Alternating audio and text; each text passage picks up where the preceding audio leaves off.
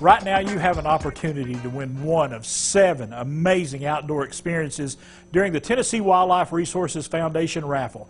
And here to talk more about that raffle and other things happening right now in the great outdoors in Tennessee is Matt Cameron with the Tennessee Wildlife Resources Agency. How you doing, Matt? I'm a little hot, Chris, but I'm doing very well other than that. It's a little warm these days. It really, truly is. But let's talk about this raffle. Some amazing prizes, some amazing trips. I mean, I tell you, we talked about this before, but people have like a little more than a month to get involved in this. Yeah, I think we've got 32 days and about 11 hours to buy some tickets on it, which Right. I have to do myself. But yeah, that'll come and go pretty quickly, so don't miss out on that opportunity. There's some awesome prize packages this year. If you want to chat about them, we can. Yes. And let's talk about it. I'm going to start off. I've got the whole list right here in front of me. First, you know, normally they have a lottery for an elk hunt, but this year we're having this raffle, but there's an elk hunt package included in there as well. Yeah, that's probably the pinnacle prize, in my opinion, is it the elk hunt in Zone 1. You get a rifle, I believe a camper maybe comes with it. So just a fantastic prize there. But, you know, some people, hunting may not even be their thing, so there are plenty of other great prizes this year. So, you know, if you're a fisherman, that Bill Dance, a day on the water fishing with Bill Dance has got to be a pretty sought after there. You know, you don't hunt or fish. There's I think it's a Honda side-by-side Right. UTV that you could win, which would be cool for anybody to have these days. There's a camping package with Tennessee State Parks, a waterfowl hunt with Tyler Jordan for 4 people, if I'm not mistaken. It's a 2-day hunt. A turkey hunt with a professional guide with the governor's one shot. And you also had that deer hunt as well. That was at President's Island. That's a very exclusive deer hunt right there.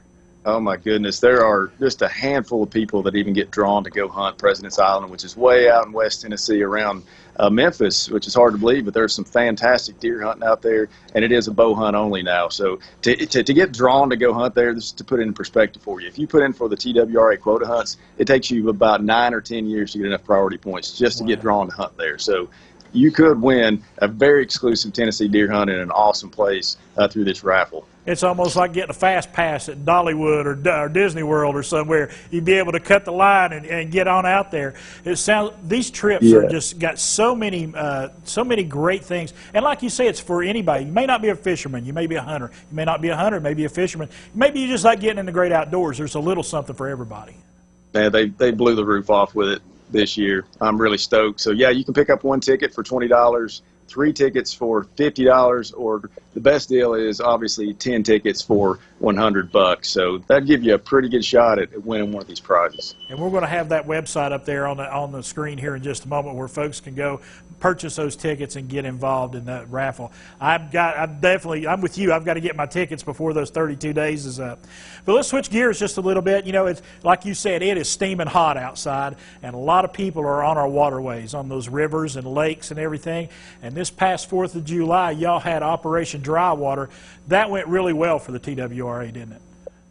It did, and really well for us is a weekend where no one loses their life in a boating incident on Tennessee waterways, and we didn't have that happen this year. And anytime you can get through a 4th of July weekend without losing life, it's something to celebrate. We did have some serious injury boating incidents, and we did make a few arrests across the state for boating under the influence. But you know, once again, no one died, and we're happy about that. So we want to keep that trend going as the rest of the summer goes, because like you said, man, it's blazing hot out here. A lot of people are spending time on the water, and we just want you to do it safely. And speaking of safely, big thing right there, remind everybody about those safety tips, starting with vests. You got to have your life vests on.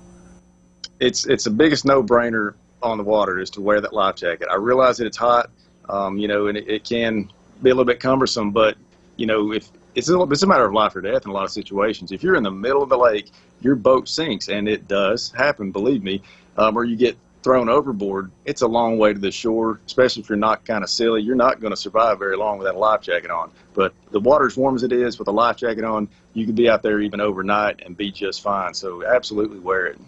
And you said a mouthful a minute ago about boating under the influence. You definitely don't want to be drinking. It's just like if you're on land with a car, have a designated driver. If you're going to be having a few adult beverages, make sure you got somebody that's staying sober to take care of the driving. I think that's the best way to put it, Chris. Yes, it's just designate a sober operator. You know, it is legal to have alcohol on a boat and for folks to enjoy it, but the operator needs to be sober. And so just designate a sober operator and you'll be fine.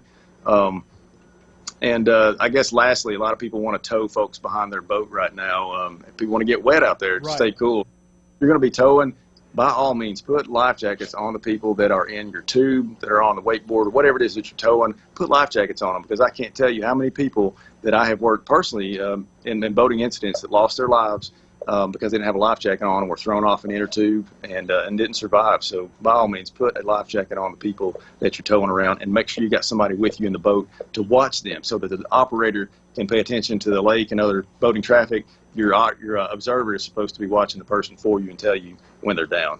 And it's really not a good idea if you're going to be out boating. I know a lot of folks go out by themselves, but it's always better to have a partner or somebody there with you in the boat. I couldn't agree with you more. Same thing with hunting. You know, a lot of times we get out there to enjoy the solitude of it, but if you get too far away and something happens to you, it's a long ways out. So yeah, having a helping hand out there could mean the matter of life and death. And you know, we got phones for the most part these days and can call for help, but you know, sometimes you get out there, your phone gets wet, you drop it in the lake. I've seen that happen. Or let's say you're in a remote area hunting, you may not be able to, you may not have service to get out to call for help. So yeah, try to take a partner with you, and it's much more enjoyable sometimes too to have somebody with you. Absolutely. Matt Cameron, I appreciate you being with me today and talking to our viewers about everything going on with the TWRA and reminding them about some safety issues as well. My pleasure, Chris. Thanks for having me on, buddy. All right, and Matt Cameron with the TWRA. Remember, you can go to their website, and we're going to have that up for you on the screen right now. Get involved in that raffle. And if you got any questions about boating safety, hunter safety, anything along those lines, that website right there is going to get you the information you need.